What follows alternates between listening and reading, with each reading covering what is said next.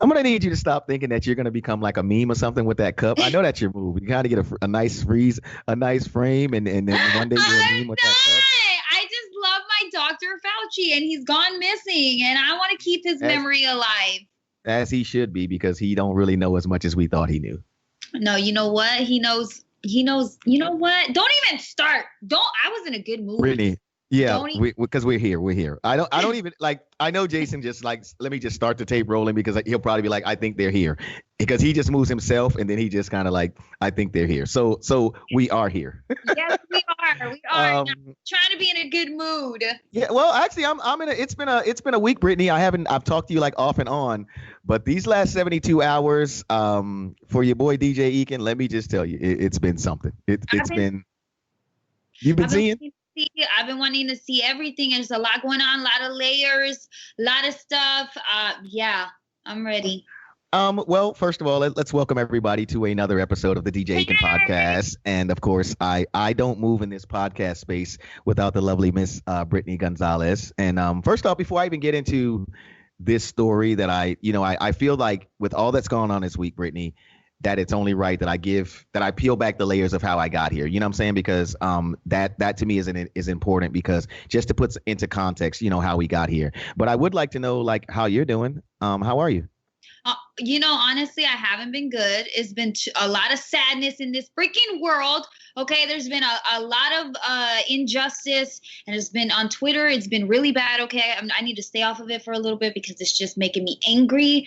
And I don't like to be like that. Yeah, I got a lot of strong emotions. It's been very hard to be nice to not to people, just happy. Anyway, so I listened to some relaxing music and I'm back.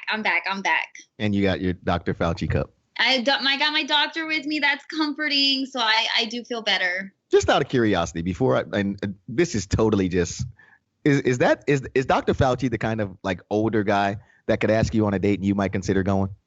Because of his mind, hell yes. Like if he talks about smart stuff, I'm so turned on. So he couldn't just walk up to you in a bar and his first thing he'd be like, "Would you like to go out?" You would have to have saw him, like you've seen him on TV now. So now if Dr. Fauci ran into you and was like, "Would you like to have dinner?" You would have dinner. I would definitely do dinner with Dr. Fauci, and yeah, who knows where the night goes. Brittany, I did not. I'm kidding. I have a man. I can't do that. Anyway, go on. Well, let's begin to peel back the layers of this week in Tampa. And for those that are new joining us, Brittany and I are in this space. We're both in Florida. Brittany spends time up here in Tampa sometimes. I spend some time in Fort Myers. But on the norm, Brittany's in Fort Myers. I'm in Tampa. So she doesn't know everything that happened this week either here in Tampa. And Brittany, the main focus of the news this week here in Tampa was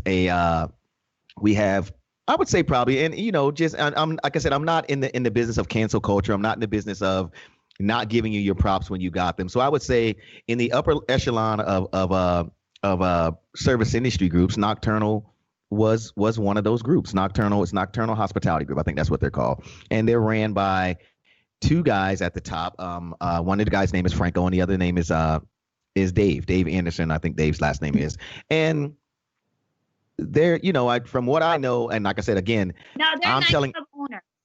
Well, yeah, okay. Well, they started out from what I understand. The history is they went to Franco. From what I understand, who's the main character of this whole thing, he came from Italy, and then he wound up being here since he was like 17. I'm guessing he's like maybe early 30s now. I don't know for sure, but. Right.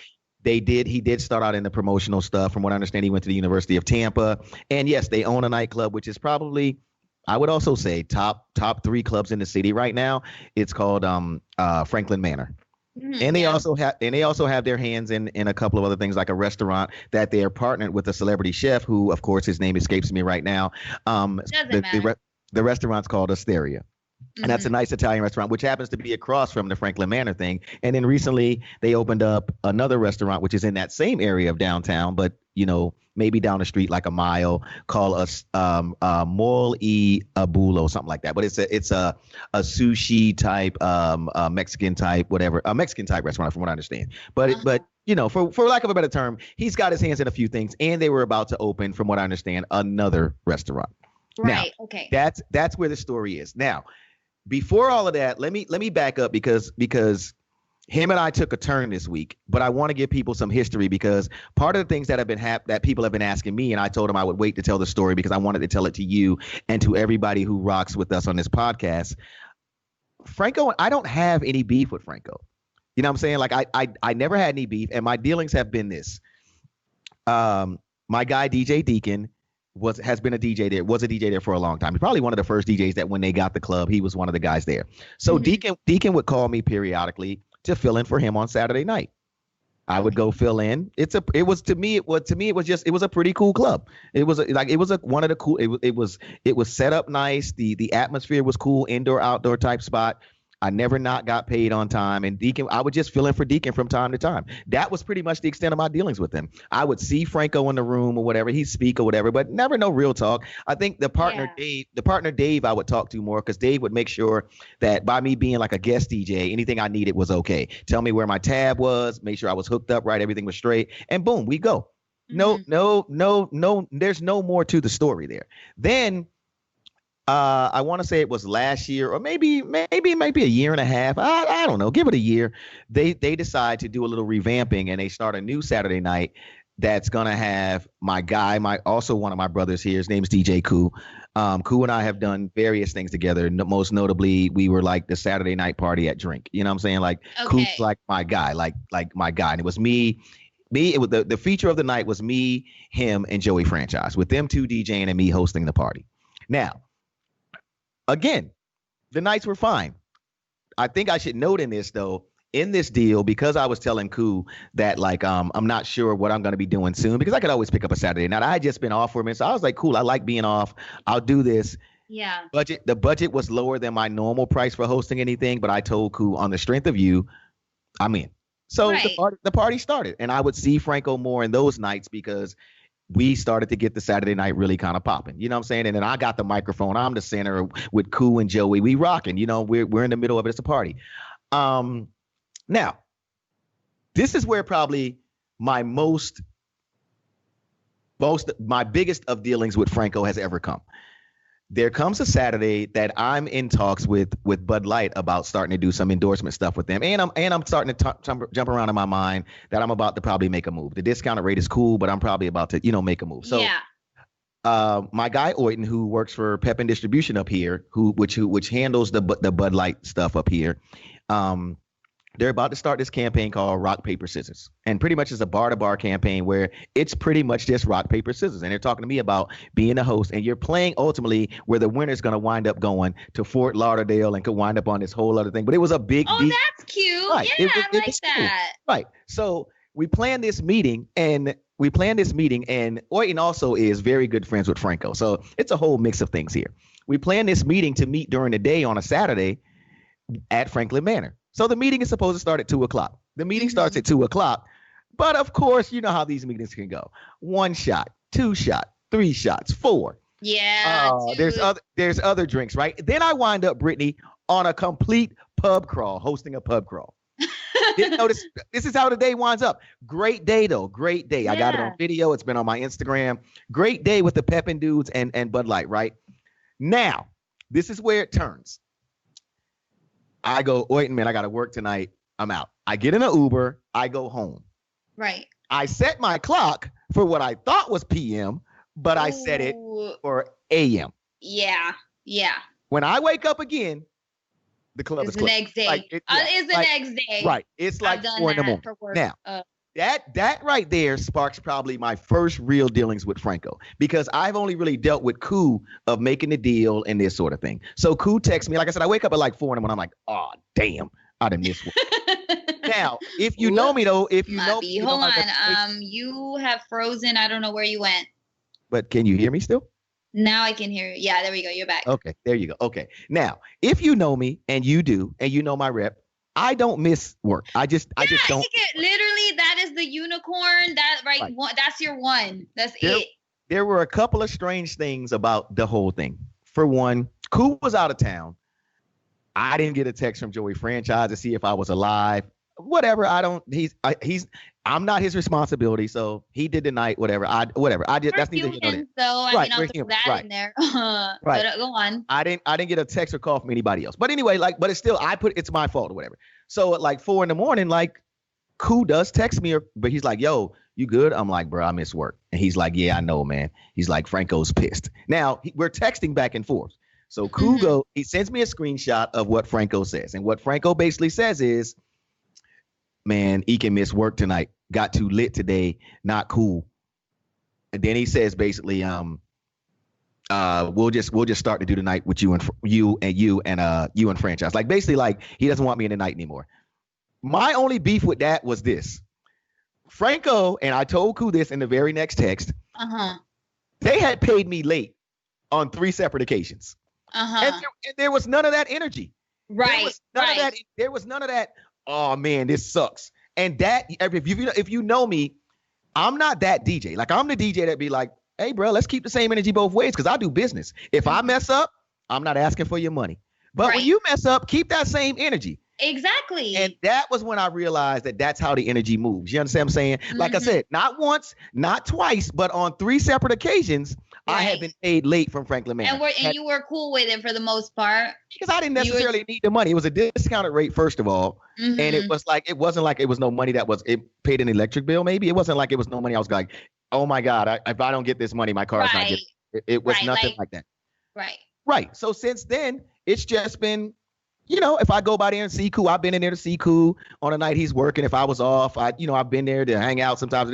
There's nothing. If I see Franco, we don't necessarily speak. But if I see him and we make eye contact, I might hit him with this and he might hit me with that. But it ain't no real deal. Y'all are cordial. Right. Fast forward, I've seen a few things online. He talks, that talks. Fast forward to how we got to this week. What happens first, and you may have heard this story because this is what really was big when it came to the news and that sort of thing. There's a lady, a chick on Instagram, something the body. She's got a pretty decent following, like might be like 100,000 followers. That's pretty decent following. She made a post or something that had to do with the protesters, whatever, what was going on.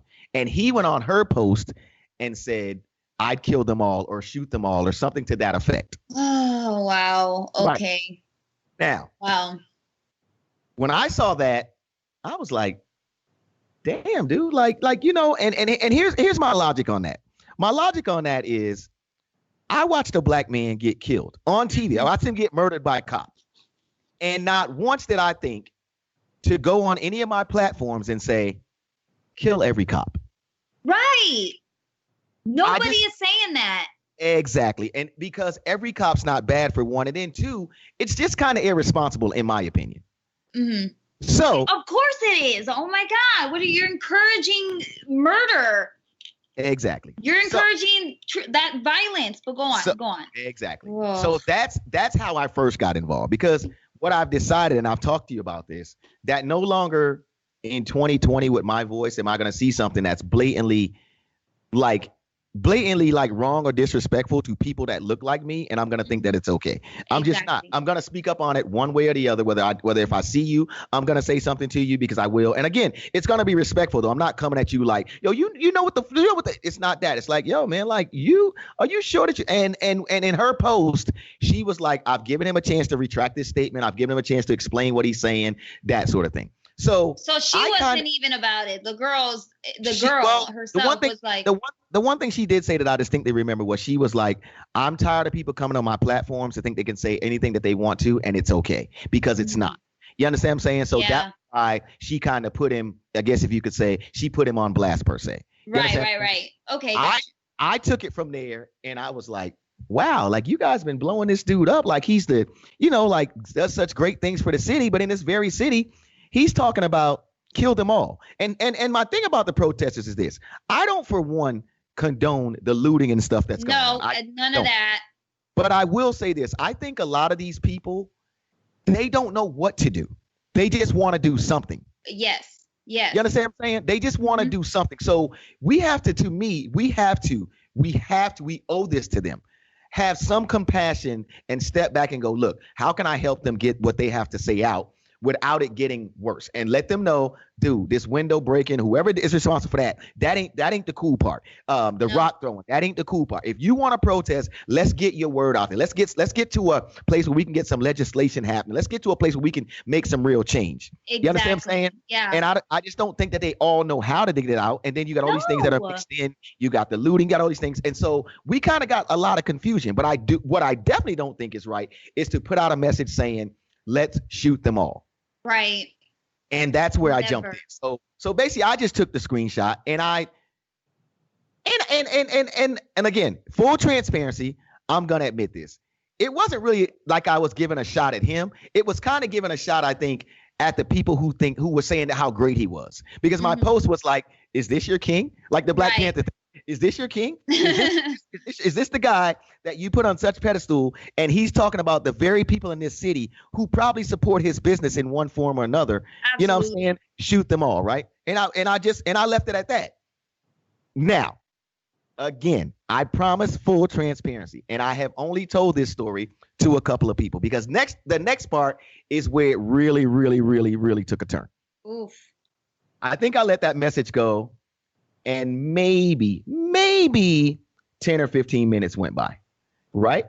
Mm-hmm. And I'm sitting and I'm watching TV. And again, like I let the message go on Facebook, by the way, not even on my Instagram, on Facebook, by the way. And I let it go. And my phone beeps like 10 or 15 minutes later. Uh-huh. And it's like, yo. And I was like, sup. Now, I didn't know who it was. And it is somebody that I hold in high regard, somebody that I trust. And the next thing was, you want to see something? Uh-oh. And I was like, yep. Nice. Of course, show me. First of all, yes, it's like, I'm going to tell you something. Never mind. No, now you got to tell me. We don't do that. Right. Go on. I was like, yep. And I didn't even know what it might be. And then I get these text messages, these screenshots. And the screenshots turn out to be, in my opinion, what Franco really thinks of people that look like me. Mm-hmm. Because the screenshots went so far as to say things, and give me 1 second, because what I did was, and again, you probably saw this. I released one on Instagram. I mean, on Facebook the next day. And again, I'm kind of stumbling because I'm trying to find I want to make sure that I think I should give you some of these things of how they actually went, right? So I released a text message the next when I got them, I was like, oh, and here's the even crazier part, Brittany. After the text messages got to me, all that was said to me was good night. That's all that was said to me was good night. Really, okay. Because I think here's the thing. Here's the thing, honestly, Brittany. The person that gave them to me, they know me. Like they know me. They didn't know what I would do with them. Right. So they sent you screenshots of stuff that he said in text. Right, that he was saying in text, and pretty much and DMs, not on the comment section. These were text messages too, and again, the other person in the text messages is DA, which I'm assuming is his partner. Mm-hmm. David Anderson, right? And now I had them. And as I read through them, I was just like, damn. And if you know me, if you've ever spoken to me since I've been doing this club shit, if you've ever spoken to me, no promoter will tell you different. No DJ will tell you different. There are certain things I do not do. Mm-hmm. You will never. And again, let me say it to you so that it's understood. There ain't no maybe it happened. You will never stand in front of me and think that it's okay to call me nigger, to say the word nigger, ER-N-A with an A at the end, N-I-G, none of it. And excuse how I'm getting with it. It's never been okay. Right. Also, I have told people in this city time and time again, because way back when I was working on 95.7 The Beat, we used to get text messages going, Ekin and my boy Stu, who was like doing afternoons, you guys ought to talk about this club. And we would always tell them, you talk to them. And you know how you talk to them? If they don't want you, don't give them your money. Yeah. Why do you keep, you know what I'm saying? Like, you can't keep going to a place. a place will let you know if they want you. You know how they want you? They'll know if they want you. There was a club that opened up here years ago. It became Asia.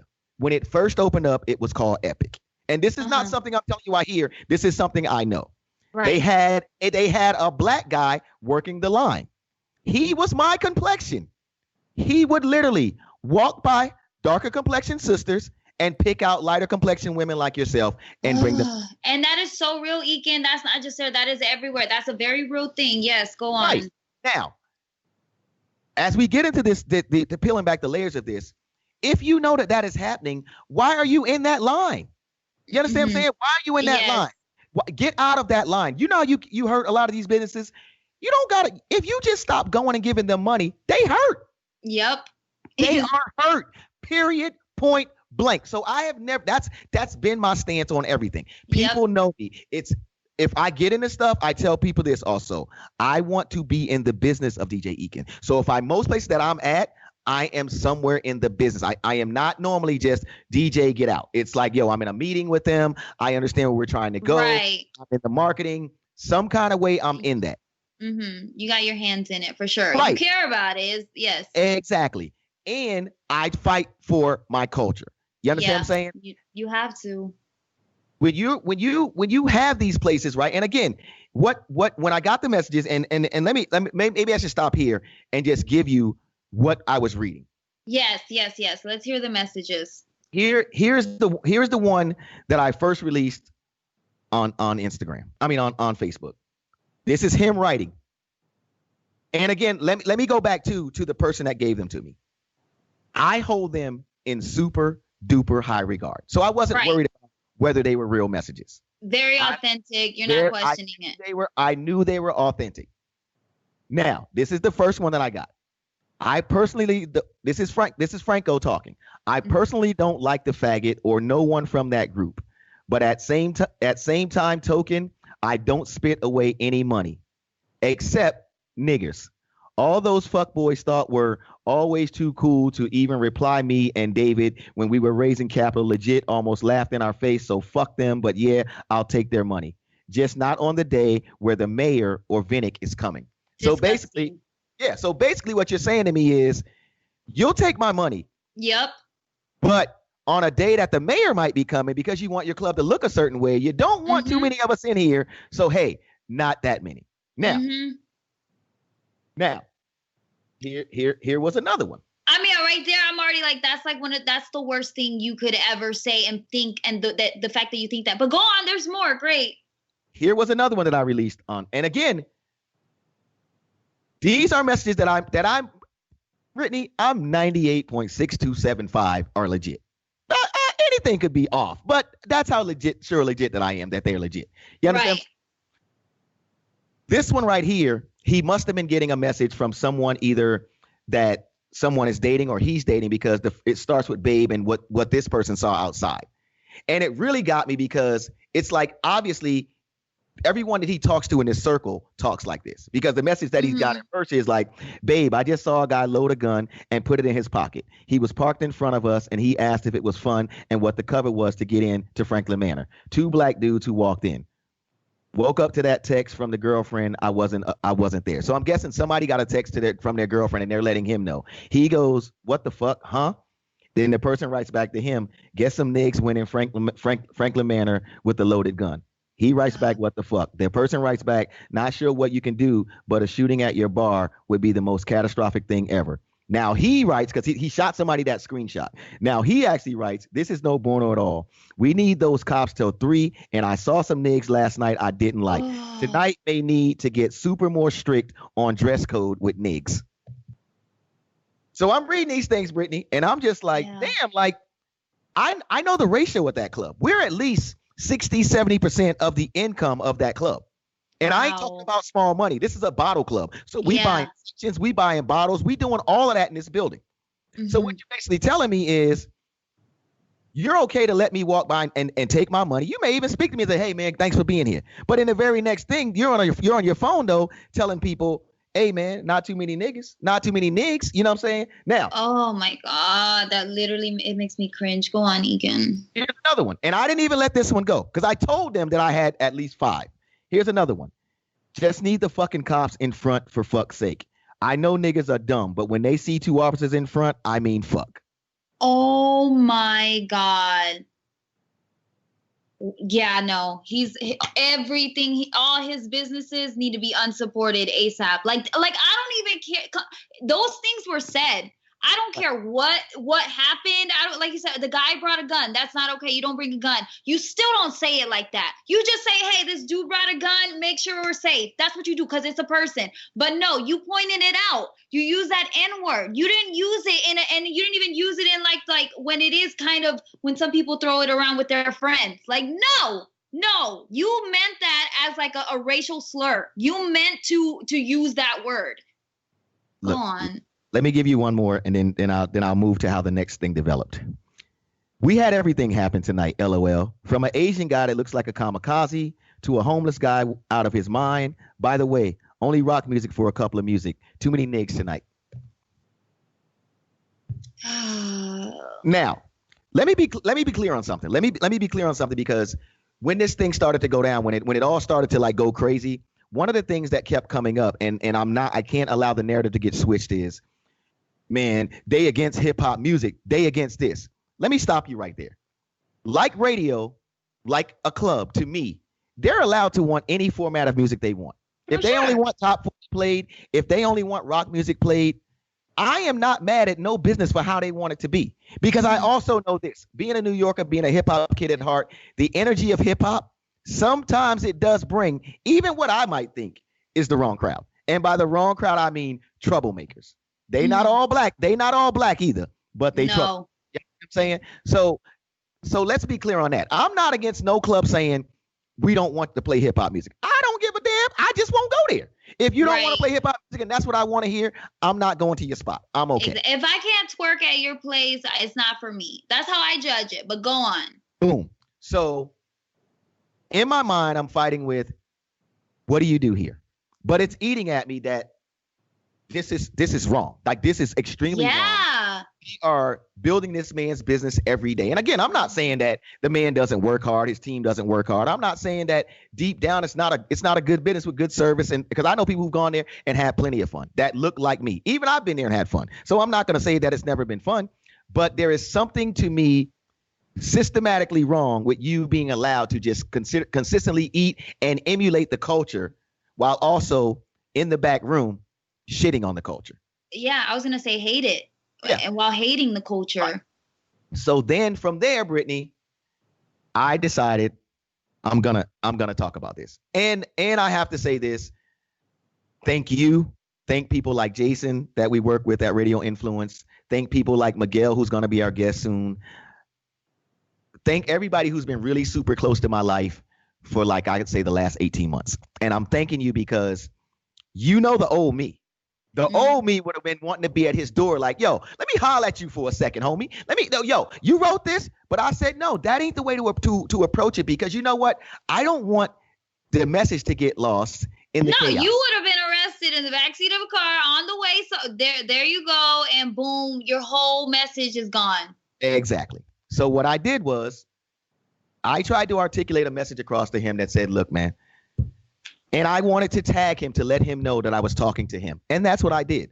And I was basically like, yo, I want to know, because basically I'm tired. And it went on the whole premise of what we talked about last week.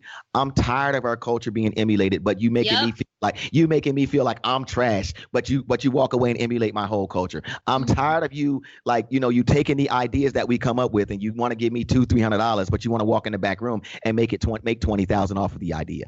I'm tired of all of that, right? And I'm also tired of, like, us supporting your business at every turn, even when you give us the off night like Sunday or Tuesday. And I'm talking about the nightclub business now. But while you're also think that I don't realize that you're raising the prices, that you're charging me for things that you don't charge other nationalities for. Parking is higher. I know all these things because I'm in the game. You understand what I'm saying? Those things happen. But again, maybe I'm different because I just don't support them. I don't know if maybe at this point I should start like highlighting, like, this is the price on Tuesday. This is the price on a night that is, or maybe I should do that. I don't know. But what I don't do is I just don't support those kind of things. That's just how I've been taught. You know what I'm saying? I'm not saying that my way is the only way. I just don't support those kind of things. Right. But when I let the messages go, and again, what I invited him to, because I didn't want to I didn't even call him a racist, even though to me clearly he was. Yeah. I didn't want to go on a public forum and just immediately jump in and go, you're a damn racist. So I was like, dude, I want to know why you think it's okay though to emulate the culture, to eat off of us, but while in the same breath you turn right around and these are the kind of messages you send. These are the kind of messages that you send. And I sent him the message. And from then, it's kind of taken its course. And Jason, Well, did he respond? Oh, sorry. Go on. Yeah. What I want to do right here is, Jason, is there a way, and shouts out to Jason from Radio Influence for rocking with us. Jason, is there a way now that we can kind of see if we can get Miguel on the line? I'd like to bring him into, because this is probably where the world got into the story right here, Brittany. You know what I'm saying? Because right here is where, when I let the messages go, and like I let the messages go, and you. Again, I'm No, sorry. that's okay. What I also wanted to ask you is, you say you let the messages go. That's when you posted them on Facebook, or you? Yeah, that was the post to Facebook. Yeah, right? when I was the post to Facebook, and again, I presented it as such of like, dude, I would like to have a conversation with you on any. Let's talk about it. Yeah, like what makes you think that this is okay? Like on any platform, whether it be Facebook Live, Instagram Live, fireside chat at your club. I didn't care what it was. It was time for a conversation to me. You understand what I'm saying? Like it was really time for a conversation to me, right? And in his defense, though, he immediately called me. Like he called me like, and I heard from this dude like in a year and a half, easy. He didn't even call me on like I said, on the time that stuff happened at his club when he hit Koo and told Koo, let's just go with you and franchise. He didn't even call me then. But immediately right now, he called me. I had tagged him, whatever. He tagged me, he called me, and he texted me. Now. Did you pick up or did you let her in? You were like, I'm going to let you sweat. Okay, go on. Part of this is real, and part of this is me being facetious. I didn't see the call at first. Because I was at the dealership in the morning. I let it go from the dealership. I was getting my car serviced. So I let it go from the dealership. I'm getting my car serviced. So I missed the call because I was probably talking to the guy about my car, what's going on or whatever. But when I got in my car on my way to my dental appointment, I saw the text. And the text said, Ekin, this is Franco. Call me, please. I've never seen these messages before in my life. And as I'm driving, I was like, I'm not going to respond. I want to talk to him on the platform. Yeah. And so I felt good because I was like, well, my reasoning will be I'm not going to text and drive. Which honestly, I respect. That's like one of my top 3 things as my run for president. Right. So I didn't texting and driving. I didn't text and drive. And Jason, you can shout in at any moment. Is Miguel on the line yet, or do we have him yet? I'm here. Okay, Hey, Miguel. Miguel. Hello. Miguel, Brittany and I are on the line right now, and Brittany hasn't heard this whole story. So where I'm at right now, Miguel, is after I first dropped the first text about Franklin Manor on Facebook, the one where I was like the racist stuff and going back and forth. I'm guessing this might be the time of you were probably doing your morning show. So I'm going to get to the part with her to tell her how my response went to him when I got to the dentist. And then I want to start having more of a conversation with you, if you don't mind. Absolutely. Is that okay? Okay. So Brittany and Miguel, I'm driving across the causeway and I'm on my way to the dentist. Now I am thinking the whole time, he did call me, he did text me. And I appreciate that and respect that because you hit me back. You're wanting to talk. You're wanting to talk. And that's what I asked you. I said, I want to have an open dialogue. When I get to the dentist, I open up and I see all these comments. Now everybody's in it. Everybody's in it. Everybody's in it. The city of Tampa is now in it. And I get it. I let a pretty alarming screenshot go of, you using a racial slur about the African-American population here. And we know that we clearly are 65 to 70% of your business. 60 to 70% of your business. So I said, okay. His response to me was I'm waiting. He was pretty much, because other people were talking to him and he was like, I'm waiting, and knowing him like I do or knowing about him, he's kind of a boisterous dude. And to me, I'm thinking in his mind, he's like, well, I did call Ekin. I did text Ekin. I'm waiting. You know what I'm saying? So what I did was I said, look, man, okay, cool. I apologize first, Brittany. This is why I got to thank people like you. Miguel, you weren't on the line a second ago, but I'm also thanking you. Again, I'm thanking Jason, because people like you have helped me go, you know what? Don't lose your message by getting crazy. Keep talking in a civil tone so that your message does not get lost. And all I said to him, Brittany, was this. I said, my apologies. I was driving. I appreciate you did hit me back like you said, and I appreciate that. Now that we're here, though, I do still want to have that conversation with you, but I do think it's clear we should remain transparent. You said that you hadn't seen that other message, but have you seen this one? And boom, I gave him another one. Because when I first told him, when I first sent the messages out, Brittany, I said to him, because he's got a lot of supporters, and again, he's made a lot of people some money in this city, so I knew that the pedestal thing would go. I told him, I said, look, understand this. I don't do this. I don't Photoshop. I don't do this. So if I'm here, I really mean to be here. So understand, this is not going to be the only message I have if you come out here defending him. And that's where, and then it went, he closed down his Facebook, he closed down his Instagram, and from there, Brittany, it's everything you've seen in the news. He ran away? Yeah, it's the girl from the porn girl has come out now. There's rumors of, and again, I don't know all these things. Again, it's not my argument, and Miguel can probably speak because Miguel being the median, I'm sure he's been following it with the morning show on Hot 101.5. Like there's rumors of rape, there's rumors of sex trafficking, there's rumors of roofing girls. There's the FBI is involved now, Brittany. There's also, we go back to the initial text that he shot about kill them all. There's been a bunch, and what it's resulted in is, at first, like I said, the partner that was a celebrity chef, at first they said he was going to step down. That was the first thing. The official announcement came that he was stepping down. He wasn't fired. He was just stepping down. He was stepping down from his role in his company. He was stepping down. And then it went to, and Miguel, you can correct me if I'm wrong, the celebrity chef came out with a statement and said he was severing ties with them completely, and his company was now going to take over the daily operations of running everything, because they had been kind of also playing not only as partners but playing the day-to-day management group of all the operations. And then we got a message that said that the celebrity chef said, I'm done with everything, period. Not only am I not doing business with them, I'm done doing business in all those places, period. Wow. And since then, and that was because of this, right? It's all been a continuous flow of all of this. And at this point, I want to welcome Miguel here, my guy, Miguel from the Miguel and Holly Show, Hot 101.5 morning host. And I'm sure I know you didn't need an introduction, Miguel, but I figured it was only right I give you one. As a matter of fact, I don't even know how Brittany's doing you a disservice. We should be giving you a round of applause for your first time on our podcast. Thank you for having me on. I love seeing the advertisements for it on your Instagram and whatnot. And I'm like, they know what they're talking about. They're getting that. Don't I look so cute? Oh my God. That is not what Miguel said. He was talking about. That's what I heard. Miguel, can I get one word on how you're feeling this week with everything that's going on? I mean, we can, wherever you want to go with this conversation. I mean, because I know you've got thoughts on this as well. But before we even go any of that, how are you just like feeling as a whole, like overall? Hurt. That would be the one word from my perspective of what I've been feeling this week.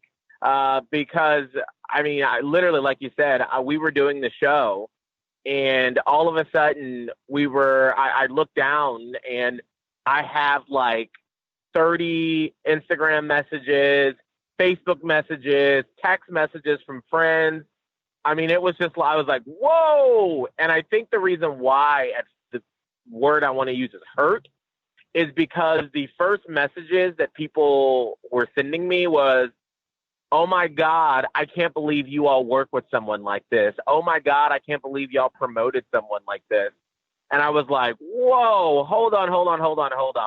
Right. And then as I started digging into it, my mouth was just wide open of shock. I was just so shocked and hurt that someone that we worked with, who I've, I always had such glowing things to say, that the text message that you showed, and then the comment that was left on social media that started this whole thing, it was just like, just on top of everything we're dealing with, it was just like another gut punch. Right. Yeah. And I have to admit to you, like I had a talk with someone yesterday when I let that go, right? Like it again, there wasn't a bone in my body that was saying like it, and here's the thing too. People asked me, they were like, well, what was your motivation? What was your motive? Like people were like, we should cancel him. People know me. Right, but people know me. Like I'm not a champion of cancel culture because I feel like this. If you've made a mistake in 2006, you probably have been through a lot of changes since then. I'm a fan of change behavior. You understand what I'm saying? If you've got change behavior and it's for the better, why would I cancel you for a mistake that you made in 2006? We've all made dumb mistakes. You know what I'm saying? So people are like, did he do something to you? Franco didn't owe me no money. Franco ain't never slept with no girl that I dealt with. I had none of that. It simply to me was wrong. It was wrong on so many levels. And the main level it being wrong is as a black dude, knowing how much that I watched brothers put money into that club and just seeing how he was talking about us. Like literally, I felt like he was saying these things like as some brothers walk by. Right. That's literally how I felt. Right. And that was why I let it go. Yeah. No, I agree. I mean, and I think like why it was such a gut punch is, as a gay black man on the radio, like I have put my neck on the line for myself by being open about who I am, what causes that I choose to invest in and put money in. And the fact that, we were so tied closely together because I love their story. Like when the first event we ever did with Franco and Dave at Franklin Manor, like 3 years ago, maybe, I remember being so impressed because through the years of me being in radio, I always say that usually I'm painting with a broad brush. I'm not talking about anyone in Tampa, but in my previous markets I've been in, club owners and weight loss people who own are usually the most difficult to deal with. And these were the first people that weren't. They were so nice. They were humble. Their story about, being party promoters and building it from the ground up. No one handed them anything. And I was like, those are the people that I want to be tied to. I love, promoting those type of people. And they were so generous with us. And I felt like Holly and I were always kind of like the not cool kids in the room. And so when you have like what seemed like the two cool kids say, hey, we want you to be tied with our brand, it was like, oh my God, we made it in Tampa as a morning show. We're like sitting at the cool kids table. Right. And to then spend the next 2 years hosting our biggest events that we've, grown from scratch, to have all types of people come out to meet us every weekend, to have my gay friends come out, to bring my mom there, and to then all of a sudden have all this come out. It was just like, you've like tarnished my brand in a way, because I had no clue that any of this was going on. And it's just so upsetting. And then on top of that, the people that work there that we got to know through our weekly events, my heart goes out to them because, literally we didn't see Dave and Franco very often when we were doing our Friday night events there. Right. And so, I never hung out with them. It was always a, hey, how's it doing? How are things going? Great. That's it. But the other people that work there that we saw, I just feel so bad for them because that was supposed to be their family. And now they got nothing. Right. Yeah. It's just was like screwing over all these people. Yeah. And something else that happened to me in this whole thing, and I had this conversation yesterday, I got a call yesterday, is when I let those messages go, Miguel, I never even thought that you guys would be caught like a casualty like that. You know what I'm saying? Like I never even, you know what I'm saying? I never, because again, my motive wasn't to cancel him, but again, when I was talking to someone yesterday and it was brought to my attention of how much that you guys actually caught. That kind of hit me a little bit because how close that you and I are. Like we talk a lot. You know what I'm saying? Like I don't think people understand. Like I've had like some really candid talks with you about advice for radio. Things that we go through. The fact that we both look alike in radio. We're on top 40 station. All those kind of things. And that kind of, I was like, damn. I never even thought of that part. I'm not saying I would have changed anything, but I just never thought. You're like. I didn't even think that this person would be in, like, it was the first would be affected. You didn't think that he would even be in like affected at all by it. But I would even think that Miguel's like, yeah, happy that you did, because it's like at the end of the day, he doesn't want to support and be connected to that either. you know? Absolutely, Brittany, and that's why, like, it was painful. And here's the positive thing that came out of that is, one, the truth is out. Two, we will no longer be supporting people and putting money in the pockets and sending them money of people that clearly, like, who knows me, when I left or when I wasn't there, who knows? Like, maybe they were making fun of us the whole time. I don't know. But thirdly, I think one of the things that one of our listeners messaged me, because, like, I was just bombarded by, like, Thursday, I had probably over 100 messages of people being like, did you see this? Did you see this? Did you see this? Right. And I was like, I can't respond to every person. So I just put up a post, and I was like, literally, with everything going on in the world, I cannot mentally respond to everyone, because that's one of my things I pride myself on is I spend about 2-3 hours a day just responding to every single person that messages us on Facebook or Instagram. And I was like, I can't. So I put up a message saying, here's the story from FLA. We got it. I'm sickened by it. And a listener was like, I'm so sorry. I hope it didn't come off that I was accusing you. He was like, we just think of you as family, and we were so sickened that people would associate you with them. We just wanted you to know and make sure that you were okay. And so that's why everybody's reaching out to you. Right. So once I kind of took a step back and I saw, because I always like to take a look at what's the positive from a situation, that was the positive. That so many people were like, oh my God, how are Miguel and Holly? Are they okay in all of this craziness? Are they okay?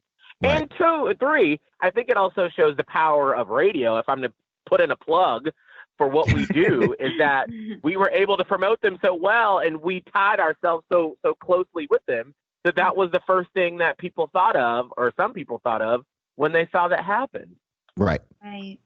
Yeah, because I went and I fought with this thing too, Miguel. Like, I was like, my issue became, there's no, like, and you've been in corporate before. You don't know everything that's going on in a manager's meeting. You just don't. So I didn't expect that everyone knew. I did not think for once that every bartender might have been in a meeting with him. But something about it, when I started seeing people just, walk away, cut ties, I was like, somebody else has to know, though. This dude is talking too freely. He has to have said this in front of other people. Yeah. You know what I'm saying? And like I said, again, my intent, and I made this clear, like, people were asking me, people called me, and I got the messages like you did. It wasn't a cancel culture thing to me. It was just like, this is wrong. You should know about it. You should know about it. And I wanted to get him on a platform to talk to him. I wanted to talk to him more than anything else, I think, just to be able to, like, bro, like, I wanted to Oprah him. Like, I really wanted to be like, dude, these are the hard questions that I need you to explain to us right now. Right. Right. Yeah. I mean, and I think that if in a somewhat perfect world, if the comments in that text would have been it, and we could have had an open conversation about why you feel that way. Like, why do you feel so free? Why do you feel like you are free to just use those words like that? Right. Because I'm like you, and maybe this will be like my biggest human flaw at the end of the day when I leave this earth, is that I always believe in forgiveness. I believe in redemption. I believe that people can change, especially when it hits them in the bottom line, because then they realize, that you're not invincible. Yeah. Right. But then when all the other stories that I'm not speaking on, because those are alleged, no one has investigated. Right. I don't know any of that other stuff. But we now have a precedent with the Me Too movement that when you get that first little dam breaks, and then all of a sudden it's like Hoover Dam opens up. So I'm not saying if anything is true or right, but exactly, we saw this happen so many times when the Me Too movement started. But that's what makes it sad, is that, can this person be redeemed? Are they too far gone? Because if any of this stuff is true, this is a sinister person we're dealing with. If it is true, I don't know that. Right. But I think it's good though that the one thing that we say too is that you have, to me, I love the fact that you said, like, give people, if there's a second chance to be given, you want to give it to them. But And I'm also a big fan of, they also have to want that second chance, and but really not just talk me to death. You know what I'm saying? Like, you got to really show action, and you don't even owe it to me personally. Like, I don't. You have to be like, well, Ekin, this is what I'm doing. I don't care about that. Change behavior is what I deal with. You know what I'm saying? Like, and I'm not saying just show me. Like, really just change. Really, actually change your behavior. But here's the thing: what I think is the issue with all of this, and even on a bigger picture, is like taking accountability. You know what I'm saying? Acknowledging that you even messed up. People do not like that. That right there, getting past that is how I feel like we can get towards some sort of unity. And that is just like, look, when you mess up, yeah, of course we want you to do better, but acknowledge that you messed up. Let's start there. And him running away, him just disappearing, that's not okay. You know what I'm saying? Like, be accountable for your actions. If you really want to change, if you really want to grow from it, let's do. We're here. Don't run from it now. You know, so right. That's Brittany, right. No, it's true. And go ahead, Miguel. Oh, I do think that this is a lesson, an example of when people get upset whenever us Black people say you are appropriating our culture. And people are like, well, what do you mean? No, I'm not. No, I'm not. This is someone who obviously felt comfortable enough to just freely use the N-word, to use the F word in a text message. But like, to me, I always think, like, what else was said? Because clearly that wasn't the first time that was used. So if you are one of those people that are like, well, I've got Black friends, or I grew up around Black people and I can use that word. No, you can't. No, you cannot. Can't. Let this be the lesson. And now people are actually understanding why. They're watching the documentaries, they're reading the books, they're actually listening to understand why it's so painful. Why, yes, it is just a word, just like the word cat or street, but the power that it packs behind it, when you use that and you arm it like that, it can be so detrimental. And that doesn't mean that we're just, we're comfortable, we're friends. That means something when you say it, even if you think we're just friends. So that needs to be a lesson that people take away from this experience. And I tell people too, because I've had a couple people go, I don't know if I've ever heard him use the hard ER. That don't make a difference to me. Like, let's be clear on that. That don't make a difference to me. Miguel, I want to get your take on this, because this to me is a whole nother flip side to this. And Brittany and I were talking about this before we got you on the phone. Me, in my opinion, think that we also have an obligation too, as Black people, right? That when these things happen in front of us, right? Like perfect example. Long time ago, when I first really started being in Tampa, I was seeing a girl that was not Black. And we're talking one day, and she just like, yeah, my N-word. And I'm like, whoa. And she was like, what? I was like, what make you think that's okay? And she was like, what do you mean? And I was like, had to go back to what you said. She was like, I say that all the time. I say, no. That about Brittany, that look on your face right now that Miguel can't see, that was about the look on her face. And I'm like, really? She's confused. Miguel, I feel like, and you can tell me if I'm too far here. I feel like we also too, as Black people, African Americans, we have an obligation to stop someone when it happens too. Like, if we're right there and someone is in conversation, they think that it's okay. I think that we have an obligation to let them know that it's not okay right there. Absolutely. I've actually had that conversation with some friends in the past where that word was said, and I was like, all right, I'm in this moment right now. I'm gonna let it slide because I don't want it to be confrontational in that moment. And, and some people will say that that's flawed thinking. I get it, but that's just not my personality, because to me, people don't learn, not most people, from embarrassment. I feel like, because as adults, we just get defensive. But the next day when it was one-on-one and I was like, hey, I need you to understand that when you said that word and it was in a group setting, you might as well have just kicked me in my balls.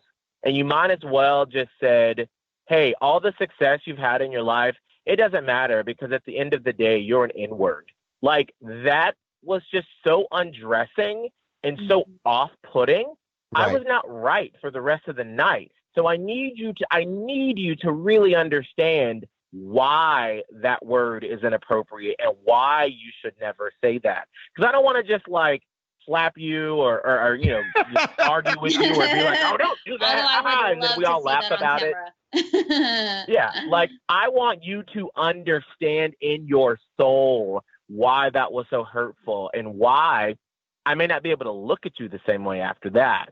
Right. And they were like, got it. I'm so sorry. I will never do it again. You have to do that so people don't feel comfortable. Because someone at some point should have told him that you don't do that. You Right. don't do that. Not Right. in private, not in public, not on text message. You just don't you don't say it. Don't do it. I just feel like I don't use that word and it has not brought me any problems and I like to keep it that way. Like, you know what I'm saying? Under any circumstance, like there's just no reason for anyone who is non-Black to use it. Brittany, have you ever and this is about as candid as I can be because we are, have you ever been around, or do you have friends that be like, well, Black people use it?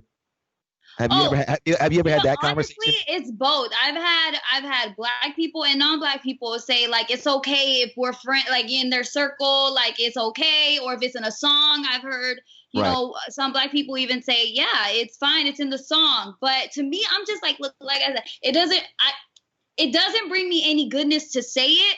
So it's just no point in using it. Like, you know what I'm saying? Like, it doesn't make my life better. So why the hell do I need to add that to my vocabulary? Especially at the expense of who it might offend. You know what I'm saying? Like, that's right there. If you're considerate of other people, you just won't use it. But go on. That's how I feel.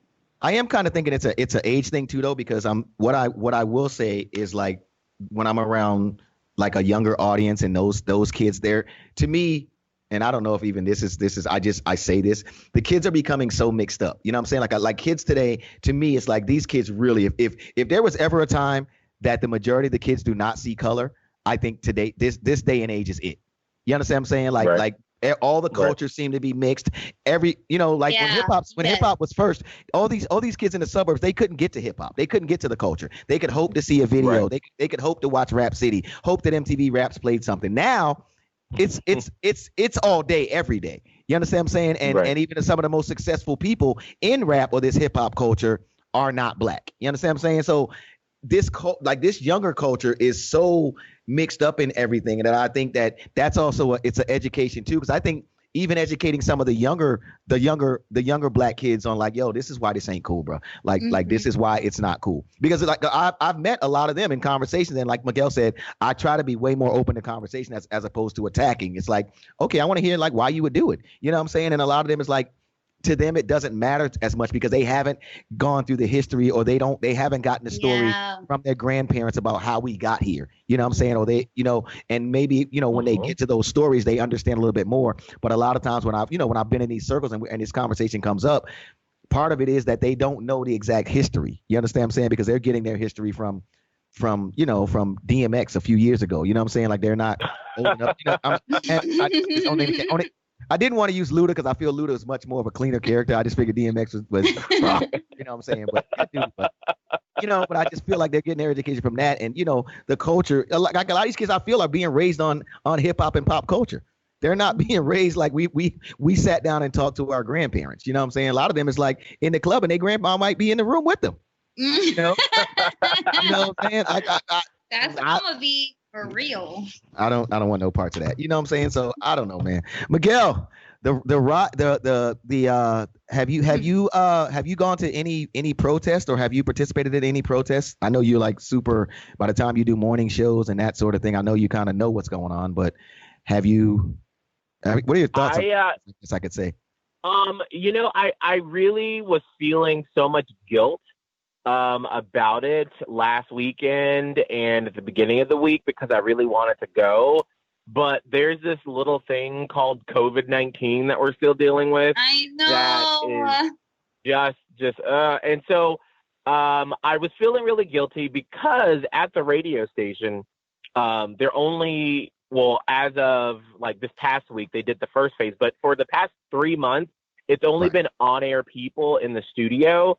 So a lot of radio stations and morning shows have been doing their show from home.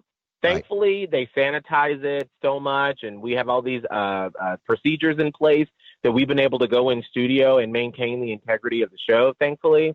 Right. And then Holly, my co-host, she lives with her mom, who's in her 70s, who's had cancer twice. And so that's why I've been extra careful to make sure that I don't give it to Holly, who gives it to her mom.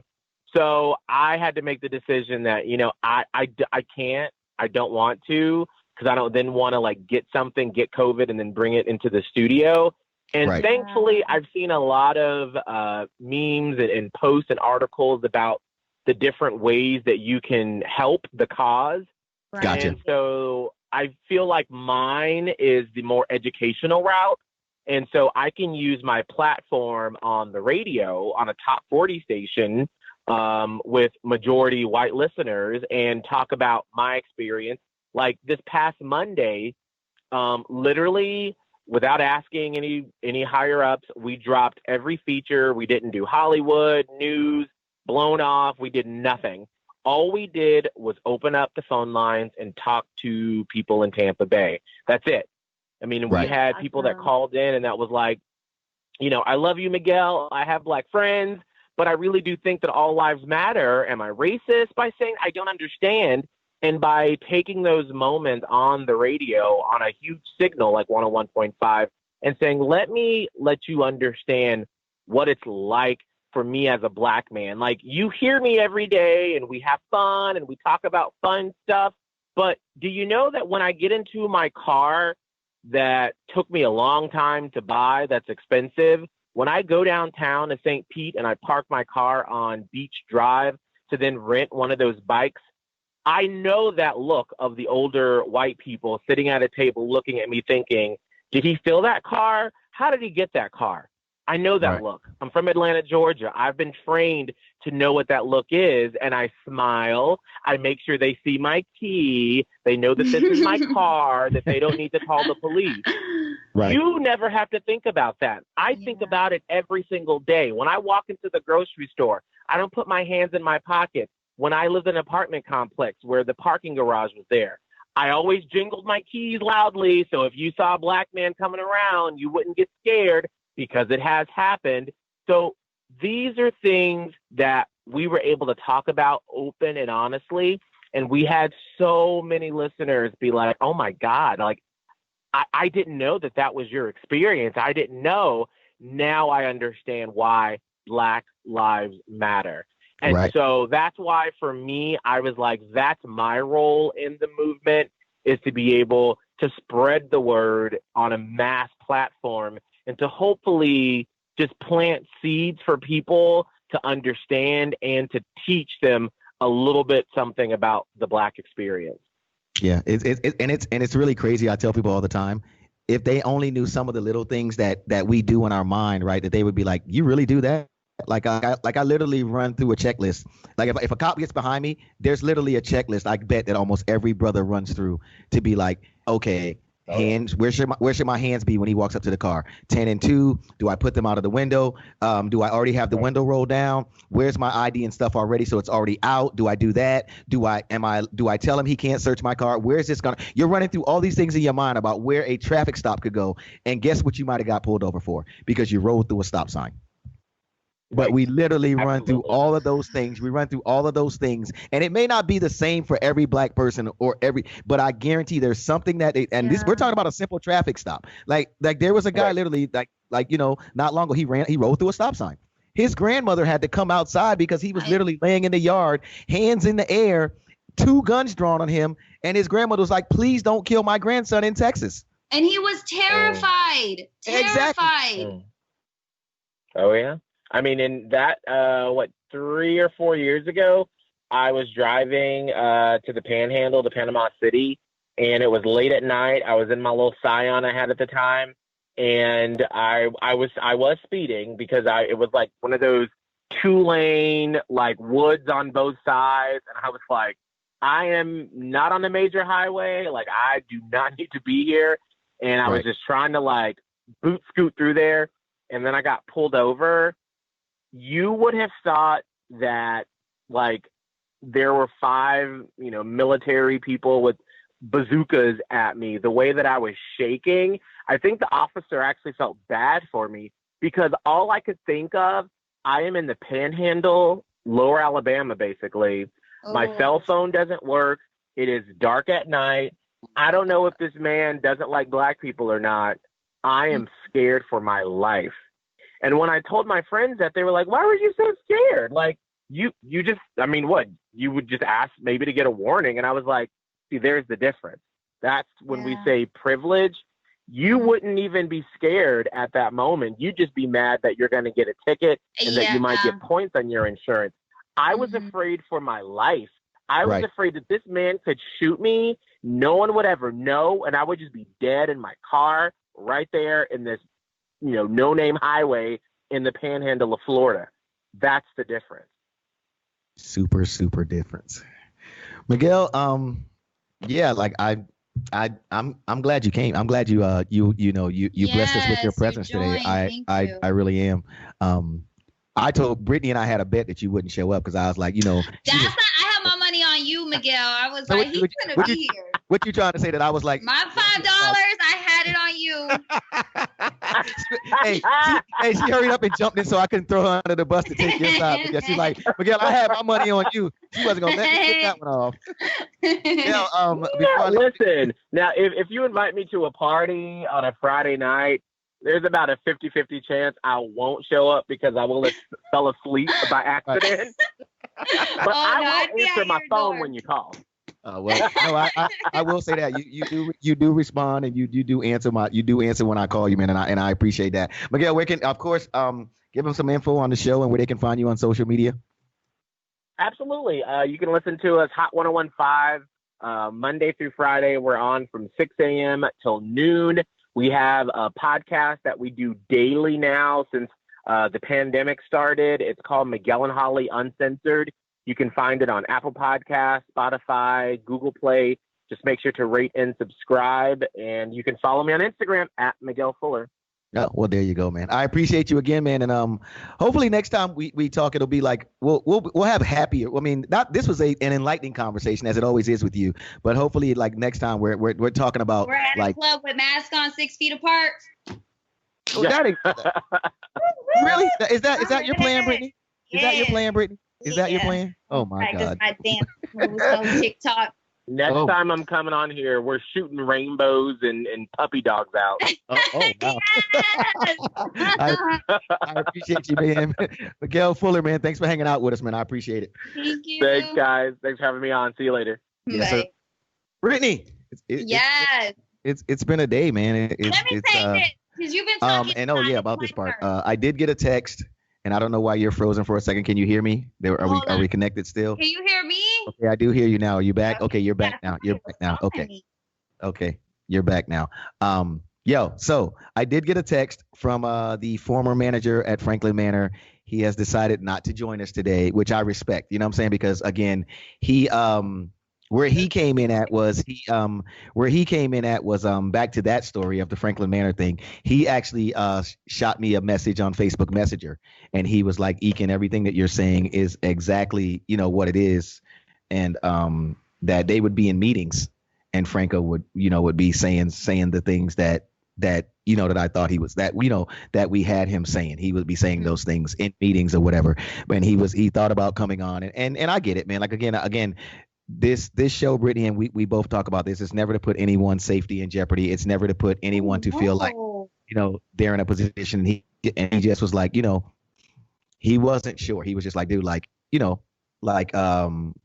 could my safety be in jeopardy? And I was like, dude, I honestly don't even know how to answer that. But I will say this: it's no pressure if you can't make it on. You know what I'm saying? And we're still gonna be, we're gonna be cool.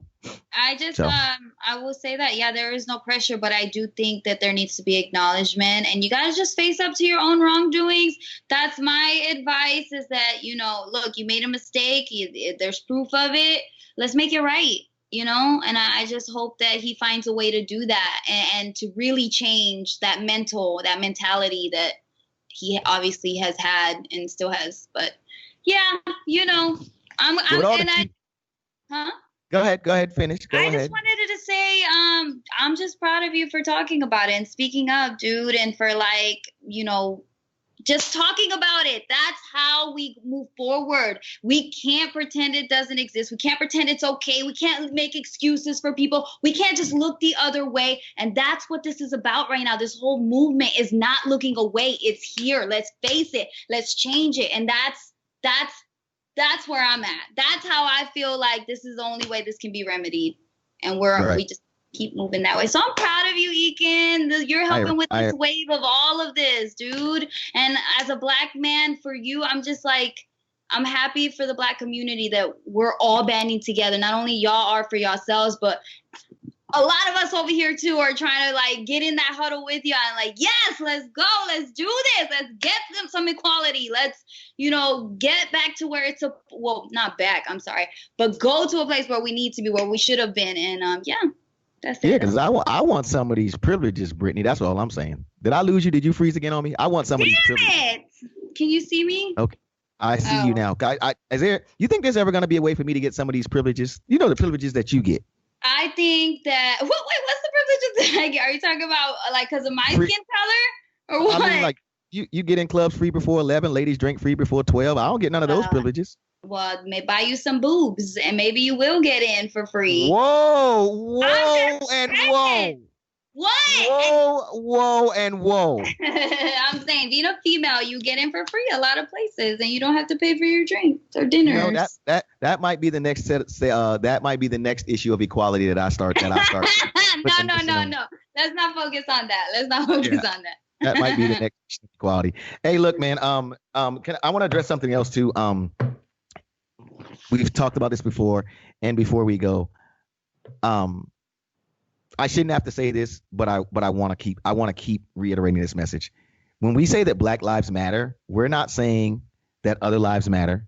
We're not even saying that our lives matter more than anyone else's. Mm-hmm. We just want everyone to understand and start acting like our lives actually matter. You understand what I'm saying? Yeah. And that's what we want right there. If you ask me what I want, I don't even care if you never use the hashtag again. I don't. Just start treating me like my life actually matters. And that will be it. You never have to make another BLM, hashtag Black Lives Matter post again in your life. If you just look in the mirror and when you decide to start your day, you start acting like everybody's life matters, including mine. Mm-hmm. And that's it for me, man. Like I don't think we should have to keep saying that, like why Black lives matter. Look, man, if there's a house on fire, I do not shoot water on every house in the neighborhood because This is the house right now that we're dealing with. Mm-hmm. You're right. Amen. So I appreciate you, Brittany. Let's give everybody your updated contact information because for some reason you figured that you needed updated contact information on Instagram or wherever. Well, I'm just saying you can follow me at Brunch with Brittany. Brunch with Brittany. Follow me, talk to me, send me memes. Brittany, are you having a lot of lunches? I mean, is that why? Are you having a lot of brunches? Was that the? I'm a brunch girl. I'm a brunch all day, brunch life. I just feel like it's a fun environment. Who doesn't want a brunch? You ever had a bad time at brunch? Only if you got too lit. And that's your own fault, you see? And it wasn't brunch's fault. It was your fault. Wow. So yes, brunch with me. At DJ Ekin across all the socials, man. Shouts out to Radio Influence for always rocking with us. And please don't forget, rate us, download us, subscribe, all that good stuff to the DJ Ekin podcast. And we're like everywhere now. It's like Apple, Google, Spotify, like all those places, all those cool places that you look for your podcast action. You can find us there. Yeah.